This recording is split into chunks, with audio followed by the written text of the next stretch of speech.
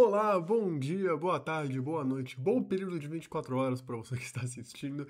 É prazer, novamente, me apresentando, meu nome é Fernando Alba, estou aqui nesse canal para analisar empresas de capital aberto e hoje o vídeo é sobre a Tegma, como vocês já podem ver na tela. Hoje é sem enrolação, tá? Vamos aqui direto analisar a empresa, só um pouquinho de enrolação, antes de mais nada. Gostaria de pedir perdão pelo tempo sem vídeos, eu fiquei bastante atrapalhado nas últimas semanas com muitas coisas da minha vida pessoal, mas eu vou tentar compensar isso nas próximas semanas. Não foi só a Tegma que eu analisei outras empresas também, eu só não gravei, vou gravar em breve. E lembrando, antes de entrar no vídeo para valer, né, de analisar a Tegma, eu não sou analista de nada, eu sou apenas um estudante que nem de economia, de administração sou apenas um pequeno poupador que gosto por hobby de analisar empresas de capital aberto e como forma de manter um compromisso comigo mesmo nesse meu projeto pessoal, eu gravo e publico no YouTube. Para caso vocês queiram estudar comigo, tenham insights junto comigo, mas lembrando, isso não é recomendação de investimento, eu não tenho capacidade disso de forma alguma. Então, lembrem-se disso, nunca usem isso aqui como fonte professoral nem nada do tipo. Mas, dito isso, a vez que eu dou em todo vídeo, antes que dê algum problema, vamos aqui analisar a Tegma. A Tegma, para quem não conhece, é uma empresa, bem, como que nem as outras empresas que eu analisei aqui no canal, até agora eu não analisei nenhuma empresa muito, assim, mainstream, muito conhecida pelo mercado, e a Tegma é mais uma dessas. A Tegma é uma empresa relativamente fora do radar, né, daquelas empresas small caps que ninguém conhece, mas também tá longe de ser uma Vale da vida, uma Petrobras. Tá ali bem no meio termo. Mas talvez vocês conheçam a Tegma, não por um motivo muito de fundamento da empresa, mas por conta disso aqui, ó. É, isso chama muita atenção do mercado, independentemente se a empresa é boa ou ruim, certo? É uma empresa que, desde ali de 2015, né, período ali da retração na crise econômica, ali no segundo mandato da ex-presidente Dilma, ali foi uma empresa que teve uma rentabilidade bem boa, né, um crescimento muito expressivo, né? Saindo de R$ 2 passando para mais de 30 e crescente. Então, isso passou a chamar a atenção de muitos investidores que passaram a se interessar pelo negócio da Tegma, não necessariamente por uma questão de fundamento, mas justamente porque, né, enfim, a gente sabe como a bolsa funciona, tá? Mas antes da gente analisar os números, lembrando, eu sou o tipo de pessoa que analisa que eu não gosto de olhar tese e tal primeiro, porque se a gente olhar tese, a gente vai ser encantado por qualquer historinha, né? Qualquer historinha, se muito bem contada, a pessoa pode te vender algo ruim, né? Você pode pegar a Oi, que é uma empresa que tá pra falir, basicamente, mas você pode fazer uma baita história de como ela foi pioneira depois da dissociação e da cessão dela da antiga Telebrás, não sei o que, pode fazer uma baita historinha com isso e te vender, aí você vai ver nos números a empresa é horrorosa. Então, aqui gosto primeiro de lidar com os números, que vai ser o viés principal dessa análise, mas antes a gente precisa pelo menos saber o que a Tegma faz assim muito no início, porque também, senão, né, a gente nem chega a conseguir analisar os números, sendo que a gente nem sabe o que a empresa faz por cima. Então, para quem não conhece, a Tegma é uma empresa, né, e aqui lembrando, vou começar a olhar um pouco para baixo porque eu tenho a minha colinha, tá? Não é uma colinha tão grande quanto os outros vídeos, então não vai ser um vídeo tão longo, eu espero, né? Até porque essa empresa aqui não tem tanto a analisar, não tem tantos pormenores que nem uma Horizon da vida. Mas enfim, vou começar a olhar um pouco para baixo, tá? Peço perdão por causa disso. Mas a Tegma é uma empresa basicamente de logística, tá? Eles trabalham com soluções logísticas focados no mercado automobilístico. Então, eles têm até um setor de logística integrada, mais geral, assim, de transporte de itens, mais normal, mas isso, se eu não me engano, é 10% da receita, né? 8%, tá? É bem pouca coisa. O grosso mesmo do negócio é a logística automotiva, em que eles fazem transporte, né? Vou pegar aqui uma. Tá certinho aqui. Eles fazem transporte e armazenagem, né? Compondo a cadeia de abastecimento de veículos e na logística integrada de produtos químicos e eletrodomésticos. O grosso negócio, em suma, é basicamente eles pegam veículos que ou foram importados e estão ali nos portos, né? Principalmente o Porto de Santos. Santos. Ou eles vão até os polos industriais, né, onde os carros são fabricados aqui no Brasil, Camaçari na Bahia, etc., e fazem a logística de transportar esses veículos, certo? Para as concessionárias, para pátios, para caso, por uma questão de estoque, né? Aí também ganha dinheiro em cima dessa armazenagem, né? Porque também eles não conseguem, nem todos os veículos produzidos no Brasil estão concessionários, tem muito estoque, né? Vai ter essa gestão do estoque. A Tegma é responsável por isso também. E é esse o negócio da Tegma, basicamente. Transporte e armazenagem de carros dos polos industriais ou dos portos para as concessionárias. Ela é focada especificamente nisso, certo? E a partir daí, a gente já consegue fazer uma análise um pouco da Tegma, tá? Principalmente a partir dos balanços, lembrando que a segunda parte da tese, por cima que eu tenho que falar, é que o negócio asset light, tá? Isso a gente já vai conseguir ver aqui no patrimônio da empresa. Né? Você pode até pensar, pô, patrimônio de R$ 1 bilhão, lembrando, eu tô usando o site Fundamentei, tá? No serviço pago deles, mas eu não tenho nenhuma correlação, não tem nenhum vínculo. Tem um grande apreço pelo Asvid, pelo Eduardo Cavalcante, mas nenhum vínculo, tá? De forma alguma. Não é uma propaganda, tá? Mas só pra quem quer saber, tá aqui. Você pode até pensar, pô, 1 bilhão de patrimônio? Não, é um patrimônio pequeno, né? Isso até pode levar a induzir que, putz, talvez seja uma empresa de capital intensivo. O que não é muito verdade, porque muito desse patrimônio está na gestão, tá nos pátios que eles fazem a gestão, e nas controladas. Tem muito dinheiro, muito do balanço patrimonial que a gente já vai analisar, tá em intangível, certo?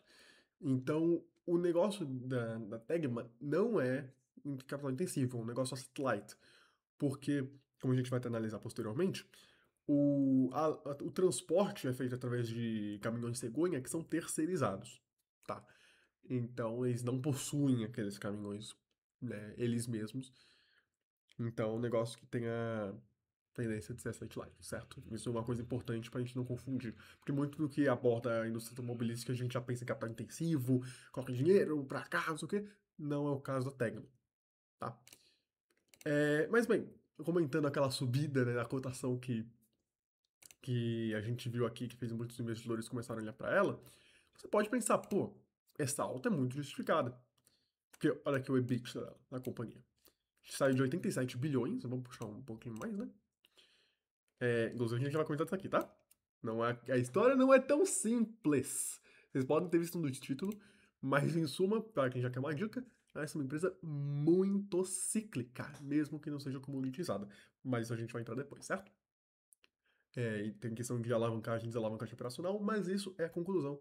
Só para quem quer uma diquinha já para como analisar a empresa a partir desse balanço aqui, tá?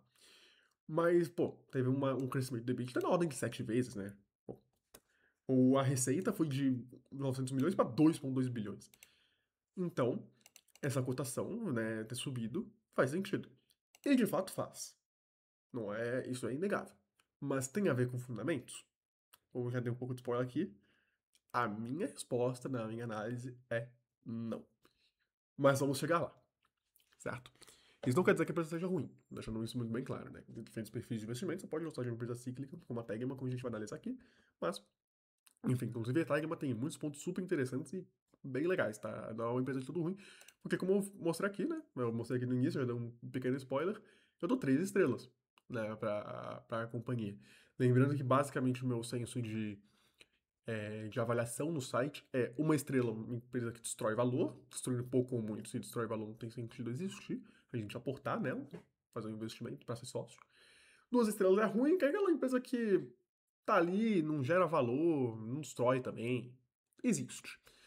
3 estrelas é aquela empresa que você fala, tem algum princípio de geração de valor, mas falta alguma coisa. Tem, né, ela pode ser uma empresa que está muito suscetível a fatores externos a ela, como o próprio caso da Tegman, né, e outras empresas comoditizadas. Não que todas as empresas comoditizadas sejam 3 estrelas, mas enfim.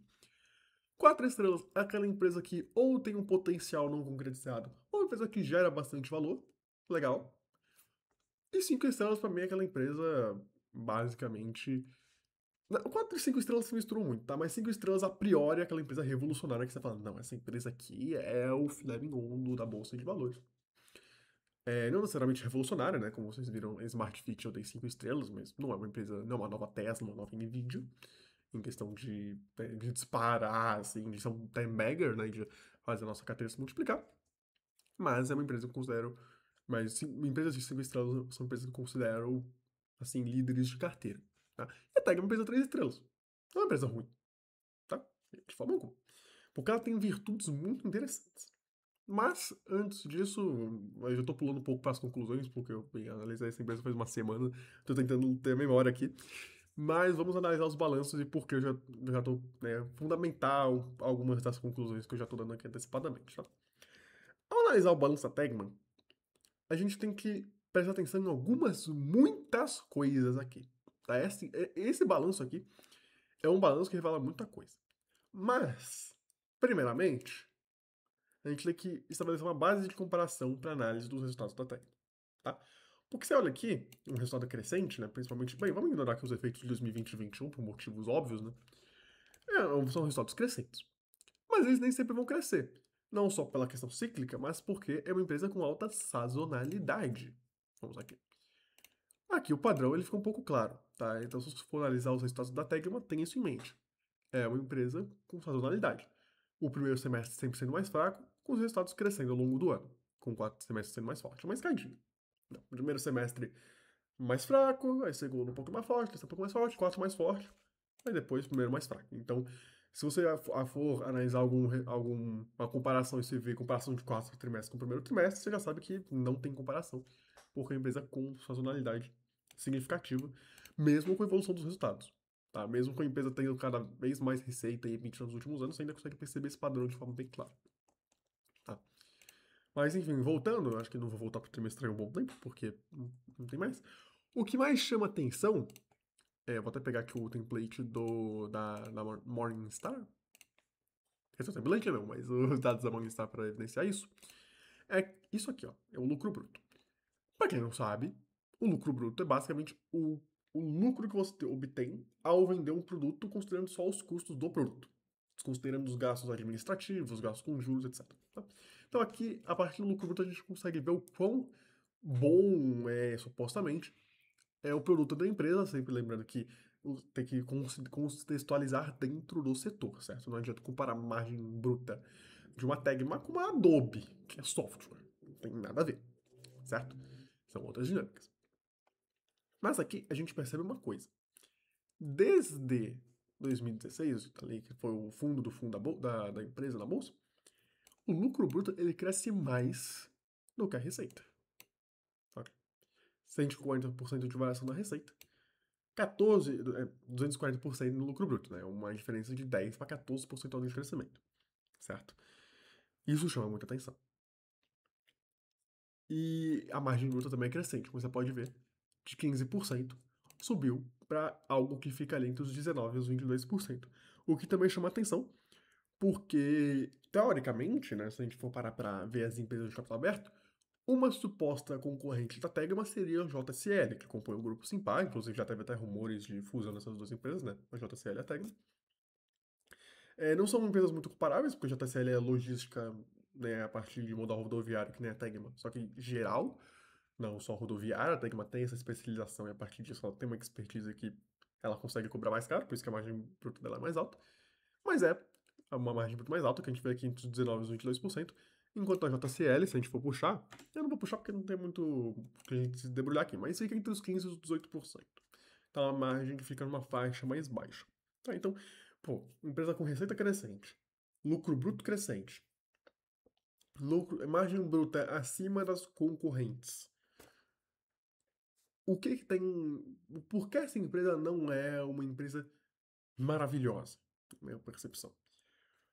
Por motivos que a gente já vai ver, certo?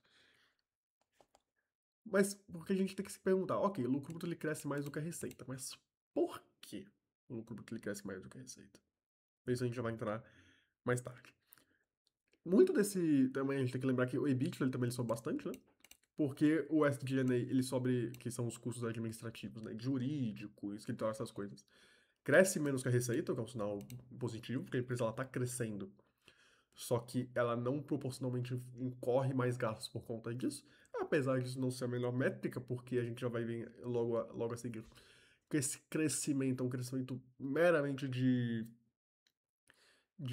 ciclo, né? Não, mas não é uma questão de abrir novas verticais, apesar de ter, deixar isso muito bem claro. né? Mas então também esse SG&A crescer menos que a receita também não é algo tão revolucionário, mas não é algo que chega a ser ruim, que afeta a geração de valor, principalmente porque a gente pode ver aqui no fluxo de caixa livre, né? A empresa, ela gera muito caixa e sempre tem um fluxo de caixa depois dos gastos com CAPEX livre, né? Ela é caixa livre, ou seja, ela possui lucro e o que entra no caixa sobra muito no caixa, tá? O que por um lado é bom, como a gente pode ver aqui, né? Ela é uma empresa que paga dividendo, não necessariamente uma coisa positiva, tá? Mas é uma empresa que paga dividendo porque ela tem fluxo de caixa livre, né? Sempre sobra dinheiro no final das contas, né? Pelo menos nos últimos anos sobrou. E ela consegue pagar dividendo de uma forma sustentável, né? A gente vê aqui que os dividendos são sustentáveis. Certo. E então o SG&A não é uma coisa a se preocupar. E o V&M, que é o gasto com vendas e marketing, menos ainda, né? Eles basicamente não tem custos com vendas e marketing. Principalmente porque o negócio B2B também, né? Empresa tanto de V&M. E também por causa de um outro fator que a gente já vai ver. Só que isso eu vou abordar quando a gente começar a falar do market share. Certo? Aqui a gente tem que falar de uma coisa muito importante, tá? Que é aqui que é a questão. A empresa subiu bastante, como vocês podem ver. E os números também. Mas, como eu já mostrei anteriormente, isso é mérito da empresa? Não, na minha percepção. Por quê? Antes de 2016, como vocês podem ver, né? A empresa vinha numa, assim, principalmente depois de 2012, né? Vinha numa espiral de queda. A empresa estava perdendo receita, perdendo margem, perdendo EBITDA. Vou te mostrar aqui no meu template. Perdendo receita, 49%, perdendo lucro bruto, tava com G&A diminuindo por causa disso também, né?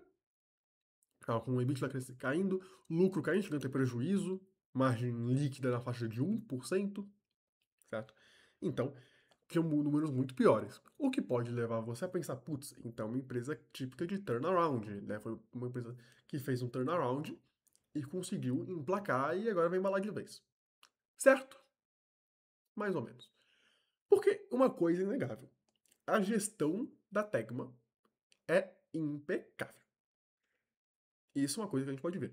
É uma empresa que num setor de margens não tão altas, que poderia ser muito capital intensivo, né, a partir de outras estratégias, eles adotam uma estratégia de asset light que permitem eles ter caixa livre, hoje em dia, né, eles não têm dívida, você não tem que se preocupar com juros nem nada disso, eles já eram caixa livre consistentemente, mesmo na época de crise assim ferrada, eles conseguiam ter caixa livre.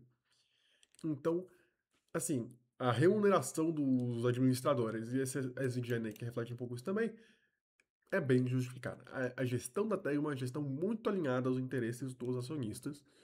Isso é uma coisa bem clara aqui. Não tem nada maluco, não tem endividamento maluco. É uma empresa bem ali regradinha e que funciona, certo? Então você pode falar, pô, agora tem turnaround. Pô, olha como o balanço é bonito, não tem dívida. Enquanto, por exemplo, uma JSL, que é uma suposta concorrente, tá, meu, qual é o endividamento da JSL? Vamos pegar aqui, ó. Vamos pegar aqui, ó. Olha isso aqui. Fluxo de caixa livre irregular. Lucro irregular com uma margem líquida muito menor. Meu, a Tegma tá melhor negócio desde a Nvidia, sei lá. Só que mais ou menos. Tá? Por quê? A gente tem que lembrar qual é o negócio que ela compõe. Ela é um negócio que possui uma ciclicidade muito grande porque ela é muito exposta aos ciclos macroeconômicos da economia. Naturalmente, ela é uma empresa que faz a gestão e o transporte de veículos nos portos e nos polos industriais. Naturalmente, em um cenário macroeconômico de crise, os setores deixam de ser muito aquecidos e a Tegma, como o setor está produzindo menos, ela transporta menos, armazena menos e assim ela perde, né, receita, perde EBITDA. Porque simplesmente o negócio dela não é ela que faz o próprio produto, ela é uma prestadora de serviço. Se o setor que ela está exposta diminui, ela diminui junto. E foi o que a gente tá vendo aqui. A gente não precisa, assim, e presumo, bem, eu sou jovem, eu tenho 19 anos e eu lembro, eu espero que vocês também lembrem. O período ali no né, no final do primeiro mandato, início do segundo mandato da ex-presidente Dilma, isso não é uma questão política, tá? Eu não tô aqui pra corroborar com narrativa política e falar, não, que olha aqui, a gente tem que, né, que nem o pessoal de mercado faz, e eu vou até dar uma pitaco nisso aqui rapidinho, o pessoal fala, não, que pro ano que vem a gente tem que eleger outro governo, necessariamente, você pode ter essa visão, e tudo bem, eu acho até bem razoável, pessoalmente falando, não gostar do atual governo, mas, meu, a gente tem que fazer uma análise bottom-up, a gente dá que fazer uma análise top-down, tá? Então eu nunca vou incorrer aqui em questões políticas. Não espere eu falar do. Não, que o político X, que o político Y, eu nunca vou tocar nesse ponto. Tá? Eu estou falando da ex-presidente porque foi durante o período que ela estava lá, então para contextualizar, né, que foi um período que naquela época foi onde começou a polarização política, né, mais a guerrilha que a gente tem hoje. Então ficou muito isso preso no ideário popular, a figura dela, então eu estou citando para trazer memórias para vocês e que lembrar que aquele período não foi um período muito bom para a economia, e aqui não estou debatendo se isso foi culpa da ex-presidente, se foi culpa do Congresso, não me importa. O ponto é, houve uma retração da atividade econômica, o que inclusive é já um pouco preocupante quando a gente considera que, assim, se a gente for pensar na crise econômica, principalmente começou ali no ano de 2014. Só que mesmo antes ela já estava perdendo um pouco de receita, né? Sim, mas é uma queda baixa. Foi ali bem no ano de 2014 que a coisa começou. Então, com essa queda, houve uma retração da atividade econômica, e assim, ela não conseguia tanto, né, fazer esse transporte de gestão, certo?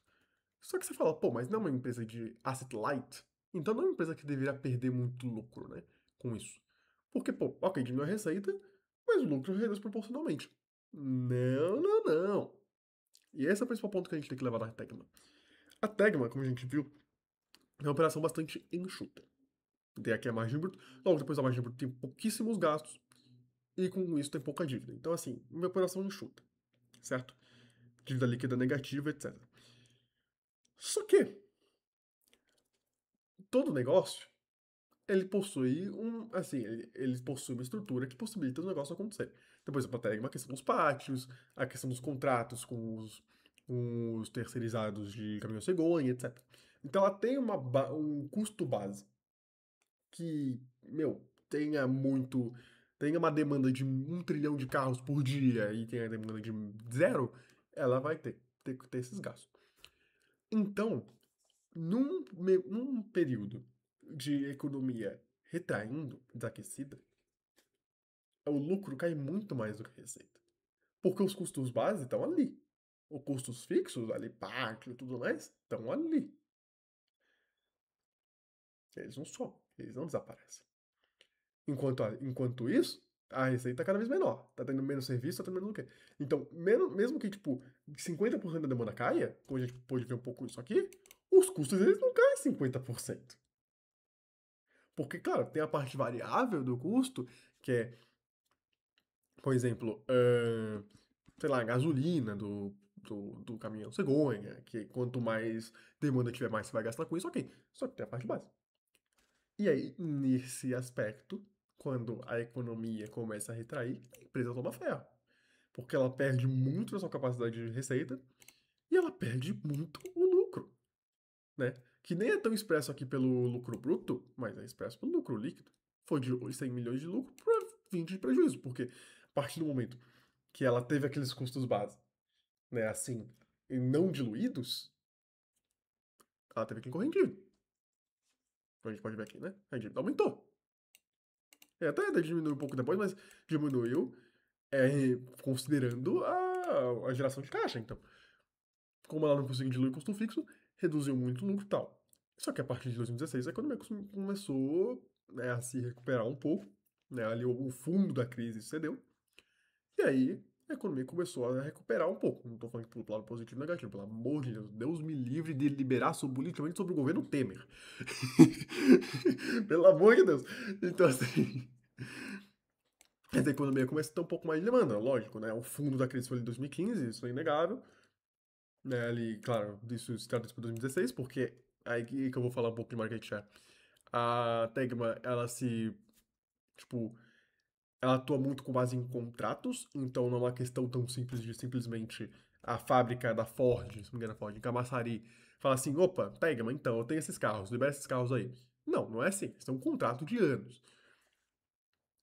Então, é, então a economia começou a recuperar, né, os players que começaram a produzir menos carros na época ali da crise começaram a produzir mais carros, porque a demanda começou a aumentar, por, né, sei lá, aí outros fatores, e aí ela começou a transportar mais. Transportando mais, ela conseguiu diluir mais os custos fixos.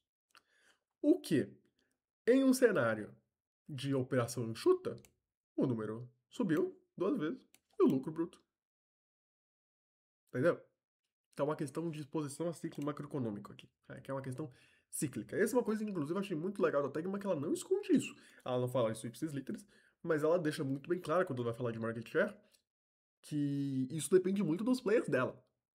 Então não é uma coisa que ela manda. Ela é a líder do setor de transporte, né, no setor de logística automotiva. Então ela não manda o mercado, ela depende dos players, né, das empresas automobilísticas, com que ela faz contrato. Então, essa é uma coisa que você vai ter no relatório. Com a diluição mais os custos fixos, aí o lucro explodiu.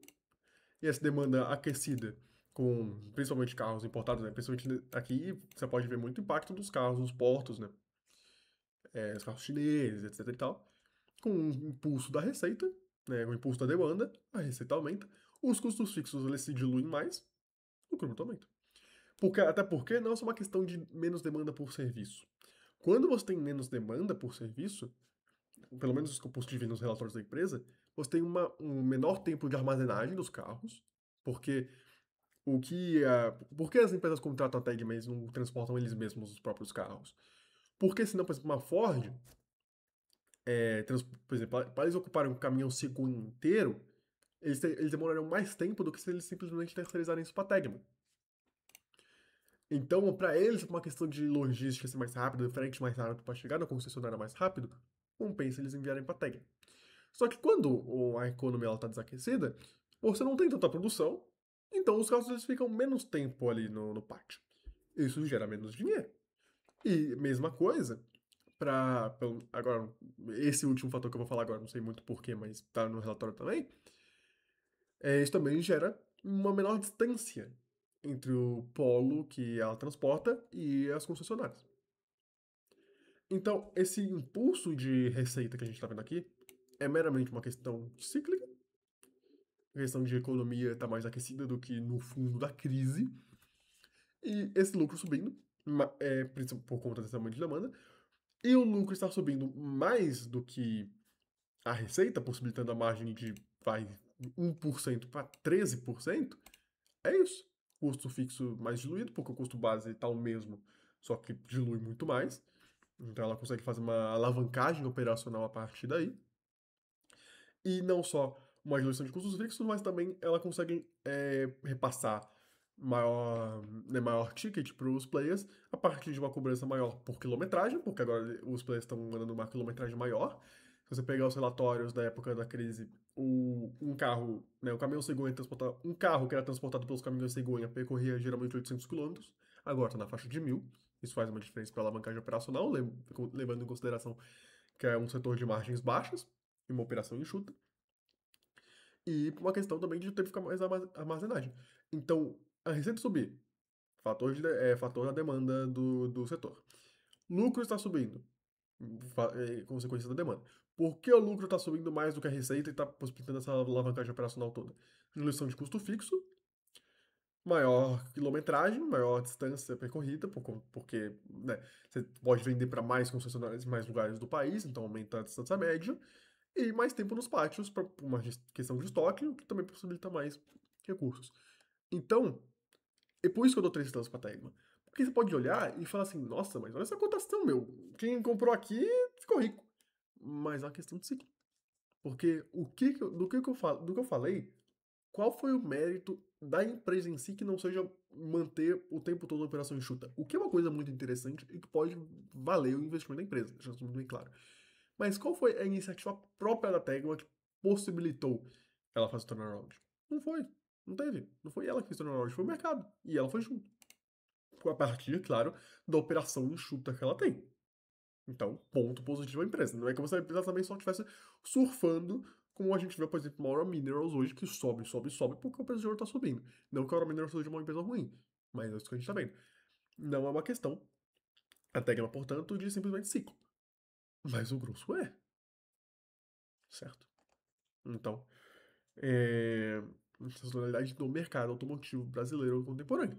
Tanto que, eventualmente, em alguma crise que a gente tiver, porque bem, crise é normal de acontecer, né? Crises são uma coisa típica de qualquer sistema econômico, os números vão começar a cair. Então, volta para isso aqui? Provavelmente não, por uma questão de ticket, inflação, etc, etc. Mas vão voltar a cair. E essa cotação vai cair junto.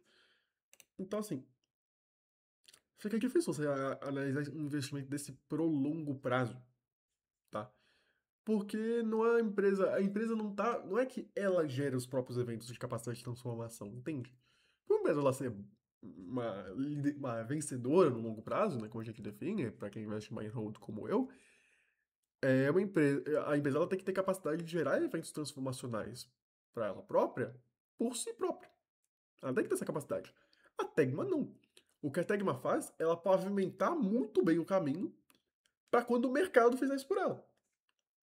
Porque mesmo no período de crise, ela conseguiu manter alguma lucratividade, mesmo que mantenha prejuízo, manter um mínimo de lucratividade para não ficar no prejuízo, manter uma dívida à época saudável, e hoje nem mais dívida tem, um fluxo de caixa livre, parou de pagar dividendo para reter caixa, então gestão aliada.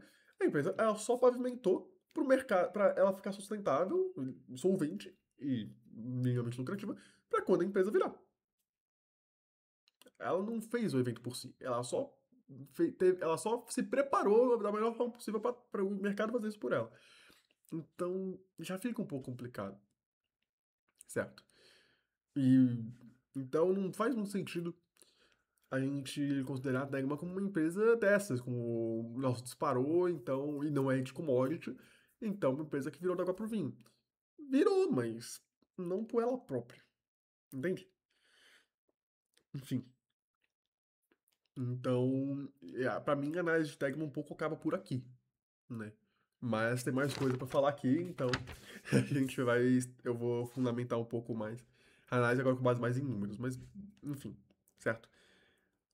Como eu falei, e essa é uma coisa importante também. Você pode falar, mas Fernando, agora que ela tá ela tá navio de cruzeiro, assim, ela tá com uma lucratividade muito alta, com fluxo de caixa alto, ela pode fazer investimentos, ela pode acabar fazendo, né, estabelecendo, né, investindo para ela ter uma capacidade de transformação, pra ela gerar um evento de capacidade de transformação justamente e virar da água pro vinho não só por causa do mercado. E se for aí, está certo. Só que não é. É uma empresa que gerou 295 milhões nos últimos 12 meses de caixa e só investiu 48. E desses 48 milhões, inclusive aqui onde eu não tenho 56, sempre tem algum ruído desses com os balanços da CVM, com o ITR, isso é normal, tá? Se vocês forem começar a analisar como eu, o que eu espero que vocês estejam fazendo, porque vocês estudam junto comigo, eu não sou professor de nada, sempre vai ter essa diferençazinha, uma diferençazinha, mas é relevante. Só que se você for ver, eu não vou abrir o documento, porque senão eu vou acabar demorando, tá? Mas vocês podem abrir os documentos por conta própria, os ITRs. Só isso aqui que eu vou mostrar depois. Dos 56 milhões de CAPEX, tá? Muito desse CAPEX é de manutenção.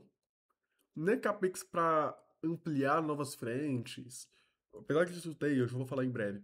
Para, por exemplo, comprar mais. Não, é um CAPEX muito de manutenção. Dos 56 milhões, 56 milhões de CAPEX, frente a uma depreciação e amortização de 24 milhões e a amortização de direitos de uso, que aqui eu presumo que seja o contrato do caminhão cegonha, mas eu não estou certo disso, 29 milhões.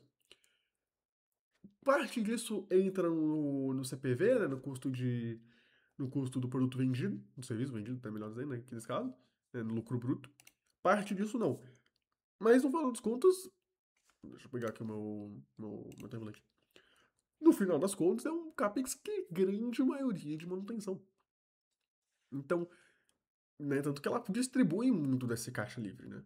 Ela pega o fluxo de caixa, investe ali principalmente para, né, assim, poder manter o serviço. Por exemplo, putz, alguma coisa ali, alguma parte, alguma coisa quebrou, eles vão lá e compram de novo para substituir, mas eles não criam, eles não vão lá e fazem uma nova investida. Porque eles não têm essa demanda, porque são uma empresa que depende muito do mercado. E eles não têm essa iniciativa aqui, que eu não tô aqui para julgar se tá corretamente ou não, porque eu não sei como funciona o mercado, eles sabem melhor que eles estão no mercado, né, eles talvez não tenham a percepção, projeção de querer entrar em outro, e tudo bem. A gente tem que governar as empresas, né? A gente tem que ver como as empresas são geridas e decidir se a gente investe ou não.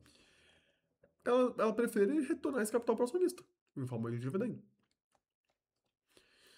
Então, assim, não é uma empresa que a gente pode falar, não, mas tá em nível de cruzeiro, vai crescer cada vez mais. Não, porque, quer dizer, pode até crescer, mas é um crescimento com base no mercado, não com base nela mesma.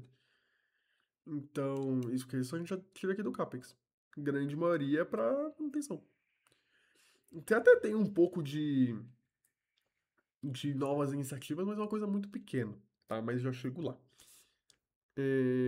Ok, só, deixa eu ver se... Tá.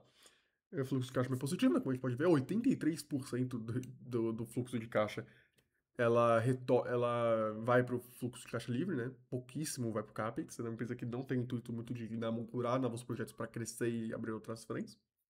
Tem um pouco disso, mas não a parte da Tegma em si, mas a gente já fala disso depois. É, até fiz aqui numa colinha, né, uma análise assim por cima, né, que eu falei que como eu sumarizo a empresa na minha visão. Pós-turnaround, que foi um turnaround gerador de valor, mas não por conta própria da empresa, né, parece uma empresa redonda que cresce lucro apenas via maior top line, né, e dependendo do mercado. E apenas via maior top line e demanda de seu serviço, sem transformação do bottom line, que seria, né, novas iniciativas, uma maior lucratividade a partir do melhor produto. Não é isso que a gente vê por aqui. E sem novas avenidas de crescimento. Então, pode ser uma empresa muito interessante porque é uma empresa de cíclica muito bem gerida. Né? Então, se você tem a projeção de que, putz, eu acho que esse mercado vai explodir de veículos, então até pode fazer sentido isso como investimento. Não recomendo, porque eu não tenho capacidade de falar sobre isso, não. E não tô aqui para liberar sobre investimento alheio. Eu tenho minha própria carteira, vocês têm a de vocês. Mas, sabe, a gente pode ver essa dinâmica já faz tempo. Se a gente pegar lá do início de onde os são públicos, a gente vê como o ciclo manda.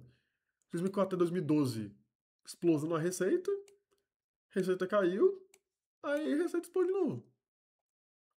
Você pode aí falar, não, mas você não, eu tenho a percepção de que o mercado de veículos no Brasil só vai aumentar. Ah, lembrando, tá? Muito disso aqui a gente tem que levar em consideração a inflação, tá? Você fala, nossa, mas cresceu 7 vezes a receita. É, quanto cresceu a inflação? Lembremos disso. Né, uma média de 9,8% ao ano e o Brasil tem média 4, 5% de inflação, né, medido pelo PCA. Então, não lembre-se de considerar a inflação aqui. Mas você pode falar, não, mas você não tem a percepção de que o mercado de automotivo no Brasil só vai crescer, o que isso vai varar essa tecla. E então eu consigo aumentar essa volatilidade e eu acho um investimento de longo prazo. Ok, é um perfil de investimento possível. Só que pra gente que é pelo menos pra mim, que quer um investimento com avenida de crescimento, capacidade de transformação da empresa, geração de valor, etc. Aqui, a geração de valor só vem da operação enxuta muito bem gerida da empresa, mas não é só isso não é só isso que a gente deveria considerar, pelo menos na minha percepção. Né? O negócio também manda.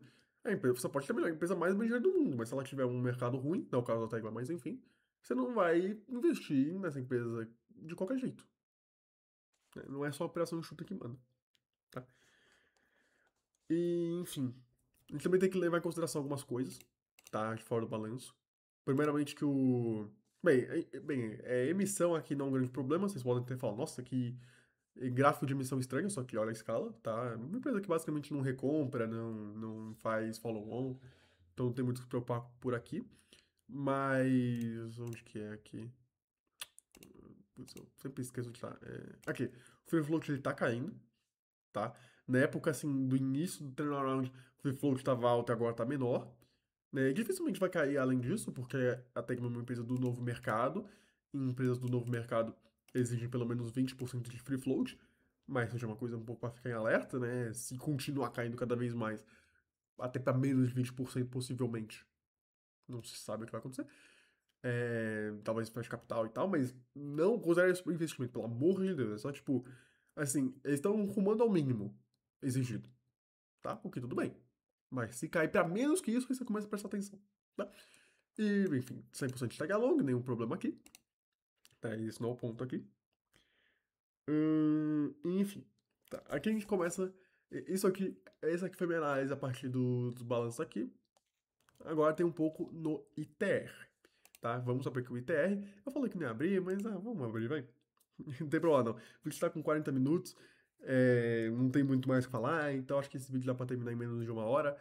Não vai ser tão longo quanto os outros. Pra mim isso tá bom. Bem, quando a gente vem aqui não é... Lembrando, uma empresa como a Tegma, deixando muito bem claro, tá? Quando você for analisar, você tem que analisar pelas DFs consolidadas, pelo amor de Deus. Se você é para opinar alguma coisa, para você que está estudando junto comigo, é consolidado. Porque a Tegma é uma empresa que atua via muitas subsidiárias. Ela tem subsidiárias, ela tem que são controles 100%, ela tem controladas que não tem que entram por equivalência patrimonial, que a gente vai falar em seguida. Então, assim, individual não. Tem coisa individual aqui, porque também tem a Tegma Matriz que também faz a operação, mas tem que ver consolidado, que aí eu considero absolutamente tudo que a Tegma tem diferença. Certo? Aqui. Uma coisa que quando a gente analisa, eu vou pegar os resultados do 2024, tá? Porque o ITR fica mais completinho assim. Não vai fazer uma grande diferença. Lembra o que eu tô pra falar. Quando a gente pega a demonstração de resultado do exercício a partir do ITR, isso também tem no relatório, tá? É o que eu vou falar aqui. Quando você pega, você toma um susto em algumas coisas. Quer dizer, algumas coisas não. Isso não é necessariamente negativo. Mas o que eu tô falando aqui é essa linha aqui. Resultado de equivalência patrimonial. Aqui a gente tem que estabelecer algumas coisas, tá? A Tegma tem Tegma Matriz, que faz parte da operação, só que ela também atua via subsidiárias. As subsidiárias que ela tem controle 100%, e aqui a gente pode ver, que é a página 33, tá? Só pra eu voltar aqui depois.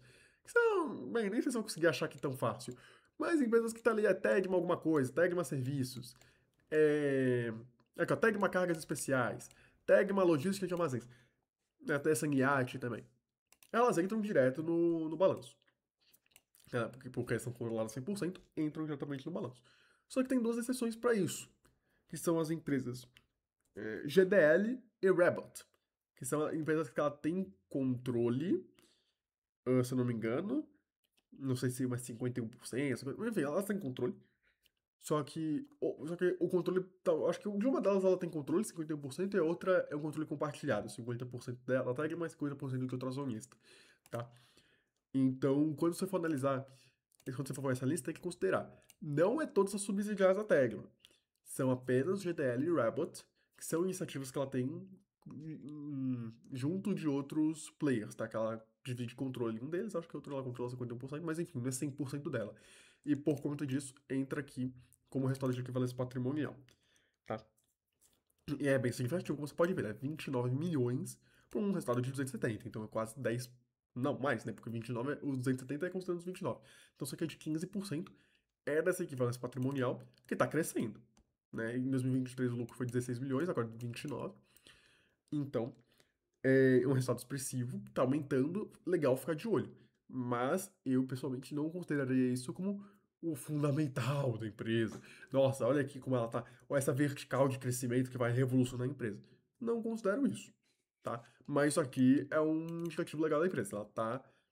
Ela tem duas controladas que estão em crescimentos interessantes. Essa GDL aqui e essa Rabbit, tá? Essa GDL é controlados em conjunto, então 50-50. E essa Rabbit, se eu não me engano, é a 50% ou é 49%, enfim, tá?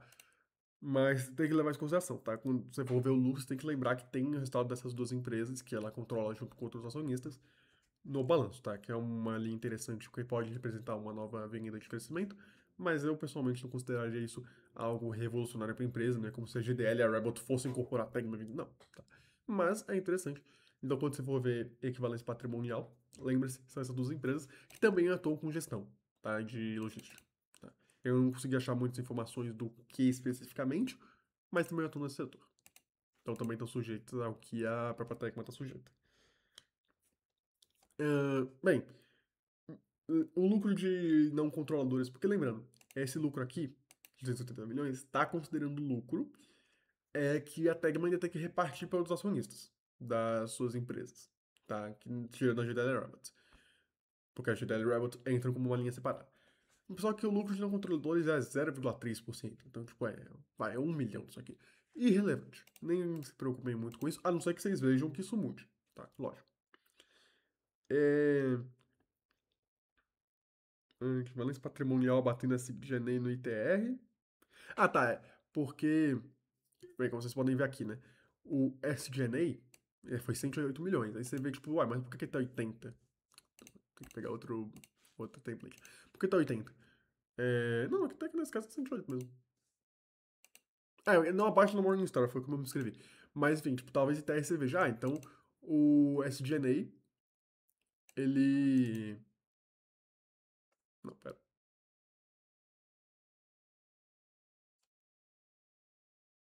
Não, aqui ele não tá batendo, então. Esquece o que eu falei. Não tá batendo, não, tô ficando maluco. O equivalente patrimonial não tá batendo nesse SGNA. Eu anotei porque eu achei que isso não fazia sentido, mas agora que eu tô analisando os números de novo, não, o meu da semana passada que comeu bola. Então, presta atenção, lembrando, não sou professor, também cometo erros, eu vou cometer erros, tá? Vocês têm que ter seu estudo. Isso aqui não é um estudo que eu estou apresentando para vocês. Nós estamos estudando juntos, tá? E você tem que fazer o estudo por conta própria. Eu parto do pressuposto que você estava assistindo e já estudou a companhia também, antes de ver esse vídeo, tá? Eu não sou professor de nada, não tenho competência para isso, não tenho formação para isso, pelo amor de Deus. Quer dizer, competência eu até tenho que eu estudei, mas na minha formação não tenho um certificado Ambima, etc. Espero poder tirar algum momento, sei lá, se for interessante pra minha carreira, mas esse não é o ponto. Ahn, é, Não, então, isso que eu já falei. Tá. Essa é uma outra coisa também que, se você for ver, é agora uma questão do balanço patrimonial. Que você pode achar estranho. Porque a empresa com 200 milhões de lucro, 2 milhões de receita, você pode. Deixa eu fechar isso aqui. Você pode pegar esse 2024. Quando você for olhar o balanço patrimonial. Cadê o balanço patrimonial? Aqui, balanço patrimonial, você pode olhar e achar estranho, porque, pô, né? De onde cacetes, né, viriam esses 456 milhões de contas a receber? Pô, isso é um valor muito alto de contas a receber. 456 milhões de reais. Não tanto pra companhia, tá? Porque mesmo 2 milhões ao ano. Mas pode falar, pô, por que você tá com 450 milhões pra receber ainda? Ela tá fazendo venda a prazo? Ela tá tendo que fazer venda a prazo? Ela tá. Tem gente pagando atrasado? Não, não é isso, tá? Como você pode ver, principalmente contas de clientes, porque você pode. Talvez você já tenha feito o link com o que eu falei anteriormente. A, a Tegma ela atua via contratos. Tá? Então isso aqui é basicamente o que ela ainda tem para receber dos contratos que estão firmados. Tá? Basicamente é isso. Eu não sei qual é o ciclo de renovação desses contratos, se é um contrato anual, se é um contrato de mais longo prazo. Mas quando você receber, não é gente devendo para ela necessariamente. Muito disso é, ó, tem um contrato com essas montadoras aqui, até o final do contrato eles têm essa base de pagamento, e então já está no conto a receber. Tá? Então não se assustem com isso aqui é normal. É, e esse aumento em relação ao penúltimo exercício é, né, foi a mais que 2023, mas normal, novos contratos, etc. Hum, né? Tipo, tem um crescimento anual por conta disso, porque, bem, o mercado está crescendo, né? O mercado está crescendo, então vai ter mais demanda, mais ela consegue passar mais preço, os players que ela tem contrato conseguem, tipo, ter que pagar um pouco mais, aumenta a base de pagamento, então, enfim. Tá? Isso aqui, nada demais. Tá? Isso aqui é a dinâmica do aquecimento do mercado que ela está inserida, considerando os contratos que ela já tem e que a gente vai ver que é um ponto de atenção para a empresa, só que isso a gente vai falar na tese. Tá? Hum, isso do capítulo que eu já falei. E outra coisa também que você pode achar muito estranho é isso aqui. 190 milhões de intangível. Você pode falar, ué, mas intangível? A empresa não é uma empresa de. Uma empresa de. Transporte logístico. O que tem de intangível aqui? Por isso que eu abri isso aqui. Página 33, aqui, sabe? Aqui. O intangível da empresa de 190 milhões, que você pode falar, nossa, mas que estranho, 190 milhões de intangível. uma empresa que é serviço, logístico e tal, é isso aqui, ó. São essas duas empresas.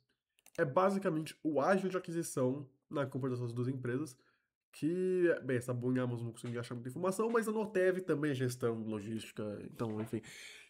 A empresa comprou essas empresas, essas empresas tinham um número X de ativos, só que ela pagou mais do que o patrimônio da empresa para ela conseguir comprar a empresa, normal. Só que, bem, isso gera uma diferença no balanço patrimonial, e por conta disso, tem esse ágio, não é ágio de aquisição, enfim, tem impacto disso no balanço patrimonial. Então, não se preocupem, tá? É algo só meramente contábil. É uma coisa, bem, comprou a empresa, ou ela vendeu, enfim. E aí tem que reconhecer esse ágio aqui, mas, enfim. Então, é algo normal, é só questão contábil de participação em empresas. E 29 milhões de software, que, enfim, é uma empresa logística e pô, você vai fazer um serviço logístico de centenas de milhares, sei lá, de carros, obviamente você vai ter que ter uma baita infraestrutura de software para conseguir fazer essa gestão toda, a gestão dos parques, etc. Então, o entendido de software tá aqui, tá? Também é normal. É uma empresa com alto investimento tecnológico por conta desse processo complexo de gestão de logística, gestão de rotas, gestão de parque, etc. Tá? Então, normal também.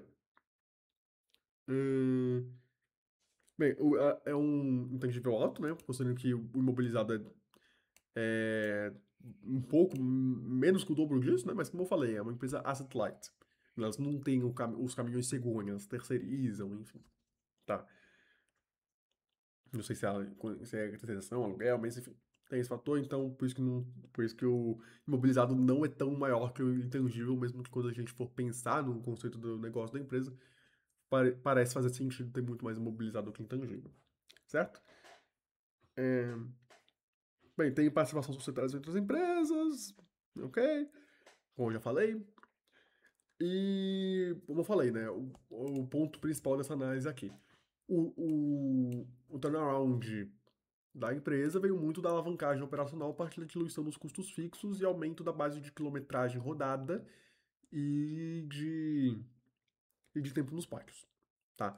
Então, uma alavancagem operacional a partir daí, então entra um pouco mais de receita, só que vai muito mais de lucro. Nem tanto assim se a gente for pra pensar, né? O receita um pouco mais dobrou, o lucro triplicou. Até que não, uma alavancagem operacional normal, assim. É, mas o que mesmo serve, o que serve para alavancagem operacional também serve para desalavancagem.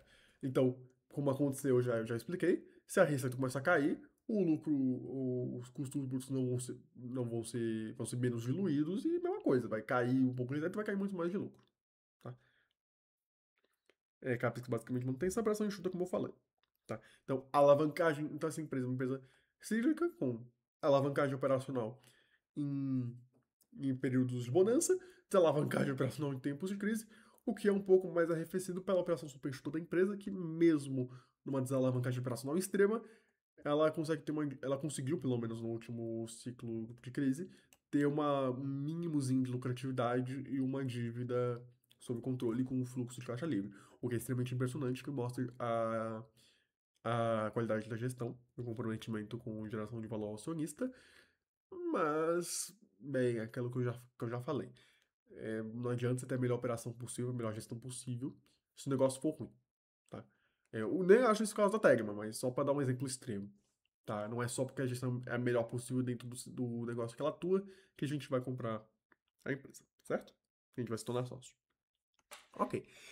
Dito e sobre os números, vamos falar um pouco mais da tese, né? Pra gente, que agora que a gente já teve todo esse filtro a partir dos números, eu já falei um pouco da tese, né? Do básico, mas a gente vai se aprofundar um pouco mais, tá? E aqui eu até geralmente abriria a apresentação. Ah, a gente pode abrir a apresentação, não tem problema não. É só que eu não sei se eu vou conseguir achar essas informações, porque, tipo, quer dizer, vai estar na apresentação, mas não vou conseguir achar a página e tal, porque, enfim. Eu também não quero tomar muito mais tempo de vocês, tá? Eu sei que vocês têm mais coisas pra fazer, justíssimo, inclusive. Bem, como eu já falei, é uma empresa que faz transporte, armazenagem, gestão de cadeia de abastecimento, né? De veículos, produtos químicos e eletrodomésticos, mas, de verdade, eu só ignorarei isso aqui, porque, inclusive, ficou um bom 8% da receita, só que a margem EBITDA disso aqui, Por isso que eu digo que não é tão tudo mil maravilhas. A margem de EBITDA disso aqui tá despencando, tá? Tipo 0 a 0. Ó, se você for pegar aqui o release, eu vou pegar o release mais recente mesmo. Porque não pegando no ITR, né? ITR geralmente de 4 semestres mais completinho. Mas relatório release não muda muita coisa. Se for pegar aqui o setor de logística integrada, que é isso de eletrodomésticos e produtos químicos, cadê aqui, ó? Logística automotiva tá voando, pô, maravilhoso. Mas ó aqui, ó. Ó, o EBITDA, a margem EBITDA tá despecando. Ó, o resultado consolidado. Ah, não, isso aqui é o resultado consolidado. Mas enfim, tá despencando. Então, assim, é um setor, é uma linha secundária que já tem um tempo, né, recente. E ali isso eu só consideraria, tá? Assim, se vier bem, muito bem, se não, tá ali. Não, claramente isso aqui não é o foco da companhia e não é o gerador de valor da companhia, certo? Bem, 93% dos caminhões são terceirizados, né? Aquela frota de 1.400 caminhões segundo 93% terceirizados.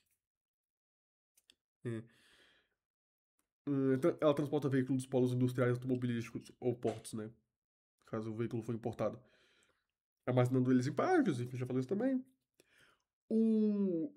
Aqui, ó, a Abbott, aqui a GDL, tá? A GDL. Ah, acho que GDL é para eletrodoméstico. Não, é isso. Enfim, não é esse o foco. Talvez um dia se passe a ser mais importante, mas hoje em dia eu não considero o foco da companhia, certo? É.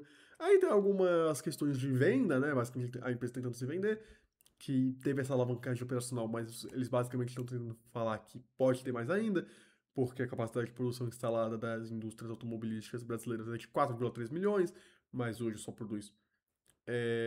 Mas hoje só, tipo, tá capado para 3,6 e só produz 2,6. Enfim. E a venda de veículos no Brasil hoje está menor do que em 2019, antes da pandemia, com uma frota que é mais envelhecida do que a média histórica, então tem uma possibilidade do mercado se aquecer ainda mais. Então, ok, é aquela questão. Até tem uma perspectiva boa de curto e médio prazo, mas a gente não investe para curto e médio prazo. Então, putz, tem capacidade do mercado se aquecer ainda mais, porque, bem, as coisas estão voltando um pouco mais ao normal desde a pandemia, e a frota dos carros está mais antiga, então vai ter um ciclo de troca maior.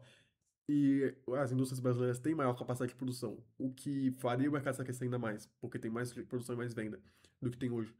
E a Tegma se beneficiará muito disso, porque os players teriam que transportar mais carros e a Tegma que faz isso, diluindo ainda mais custo fixo e ela fazendo alavancagem operacional? Sim. Só que aqui a gente tá falando basicamente de reciclo também. Ah, vale. Pô, se o preço do ferro duplicar, o que é bem possível porque commodity é cíclico, também pode virar. Então, assim, legal. Mas incorre no mesmo problema que a gente tá falando antes. Só que perspectiva de curto e médio prazo, que não é um parâmetro que a gente tá dando aqui, que é longo prazo, e ela tá basicamente falando assim: a gente pode crescer muito mais porque o mercado vai crescer muito mais. Aí, quer dizer, a empresa até cresceria mais porque dilui mais custo fixo, questão da alavancagem operacional, mas ela tá submetida ao mercado. Isso pode simplesmente não acontecer, né? Toda hora você tem uma perspectiva boa para absolutamente tudo. Então, assim, né, claro, aqui tá um pouco mais fundamentado, mas ainda assim. É, tipo, não, assim, não é a empresa falando que ela consegue gerar, né, a própria venda de crescimento. Ela tá submetendo muito ao seu mercado. Se só que não vier e vier tudo ao contrário, a empresa vai destruir valor. Então, assim, é o que vai valer. É uma empresa que ela é uma empresa que basicamente, na minha percepção, mas pode discordar disso, não tem nenhum problema, ela falta um pouco, né? Uma empresa claramente tem uma ótima gestão, mas o setor, o negócio dela em si é um negócio que não vai muito para lugar nenhum, né? É basicamente questão de alavancagem e desalavancagem operacional em crise. Dá para resumir a empresa nisso. Então, enfim. É, certo?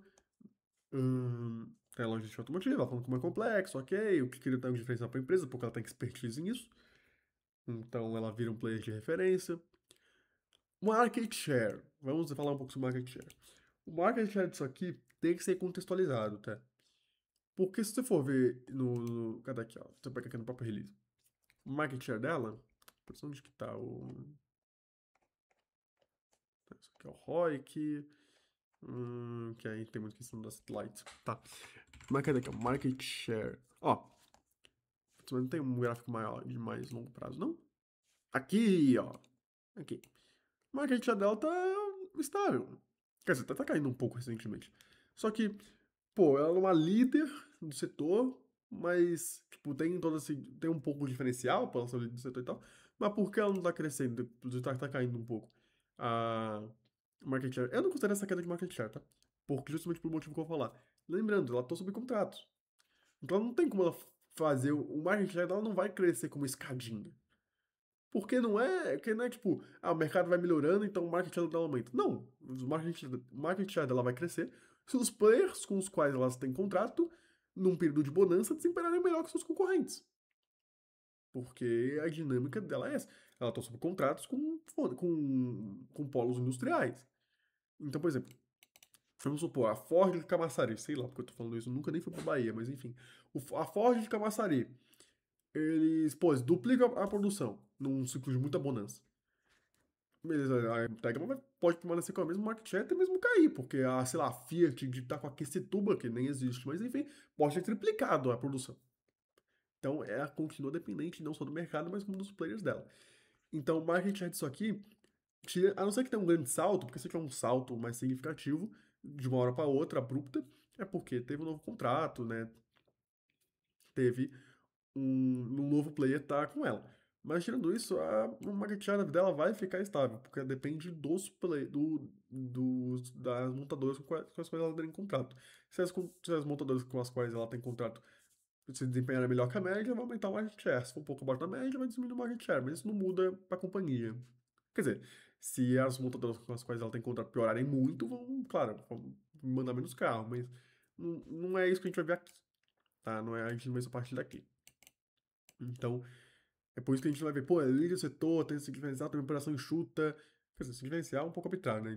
Tem especialista tecnológico, ok, outros players também podem ter, mesmo sendo líderes. Mas enfim. Por que então isso não se converte em market share? Porque ela precisa de novos contratos. Se uma montadora não quiser romper com o contrato com a empresa de gestão logística, que ela já tem contrato para ir fazer com a Tegma, aí o market share dela não vai mudar. Talvez cresça um pouco, diminuir um pouco. Nada a ver com crise, vai depender do desempenho dos players do setor dela, vai depender dos players com as quais ela tem contrato desempenharem melhor ou abaixo da média, dentro ou fora de crise. Então, isso aqui, market share, tá? É assim, se ela ficar estável, meio 0 a 0 caindo um pouco, subindo um pouco, você não vai olhar pra isso, tá? Só vai olhar pra isso com carinho se tiver um crescimento súbito, uma queda súbita, ou tiver caindo muito acelerado, porque aí talvez seja uma questão de que os players com os quais ela tem contrato estão ficando pra trás e seja ruim, tá? Você pode até falar que, mas tá aqui, ó, pô, caiu 3% do market share.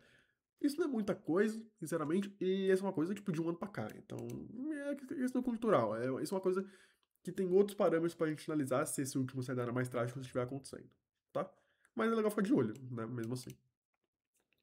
Hum, Bem, é que eu tô falando, né? Porque as montadoras elas terceirizam o transporte de veículos pra Tegma por ter que chegar mais rápido, né? Porque não tem que esperar preencher um caminhão segundo inteiro de uma só marca, como eu já falei.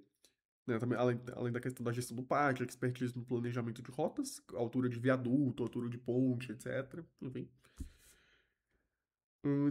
Ela possui contratos de longo prazo com as montadoras, como eu já falei.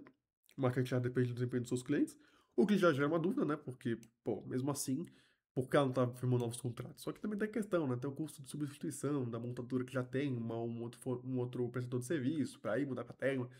Então, assim, é interessante ficar de olho nisso numa perspectiva de longo prazo. Tipo, 10 anos, o mercado tá crescendo, a Tegma tá com uma operação cada vez mais enxuta, gerando valor a partir do mercado, e nenhum player assinou um novo contrato, aí talvez já possa achar estranho.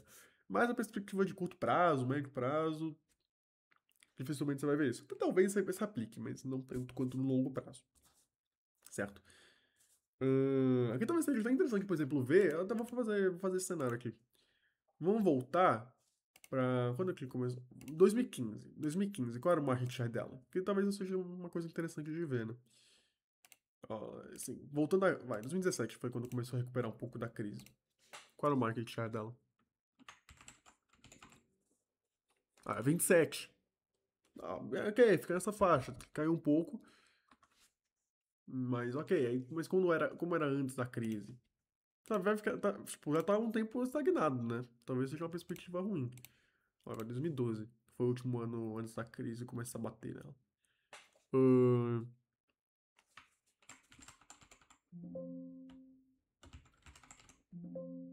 legal, não tem essa informação. Pô, não tem mesmo essa informação, velho? Pô, pelo amor de Deus, é o mínimo. É, aparentemente, né? Dá pra ver que isso aqui era bem rudimentar, né? Esse relatório. Nossa, olha o nome do documento, né? Tipo, claramente tava meio. Tanto faz. Justo, né? Mostra que a empresa profissionalizou com o tempo. Mas sei lá, aqui em 2007, que é o mais antigo que a gente tem. Não deve ter. Nossa, tem Bitdar, velho. Nossa, que não tem outras métricas. Não tinha Market né? É, enfim, vai ficar aí pra vocês, com lição de casa, tentar achar quando foi a primeira vez que eles colocaram essa métrica.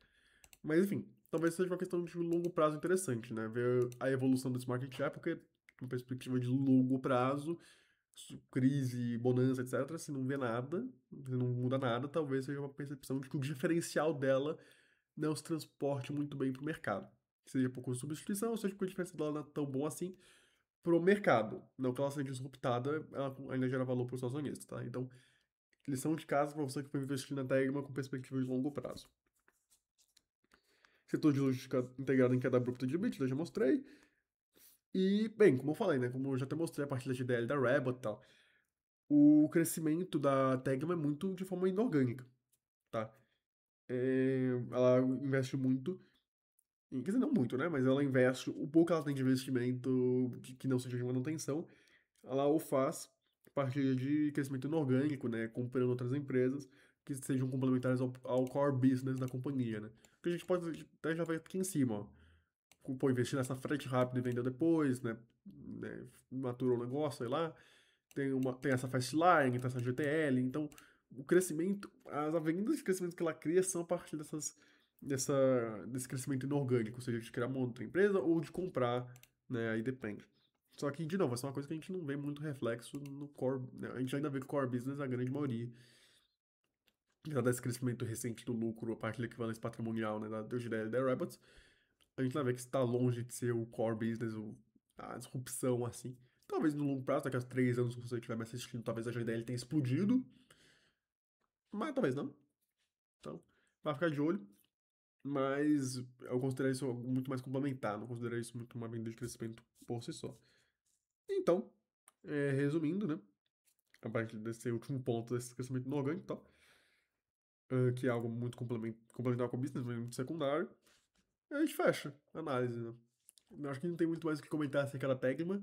Pensei que ia ser um vídeo mais curto, foi mais de 1 hora de vídeo, pensei que ia ser mais curto, porque é uma empresa que, no final das contas, não tem muito o que falar, né? É uma empresa, tipo, redondinha de operação, mas o negócio não vai muito pra lugar nenhum, por tudo isso que eu já falei.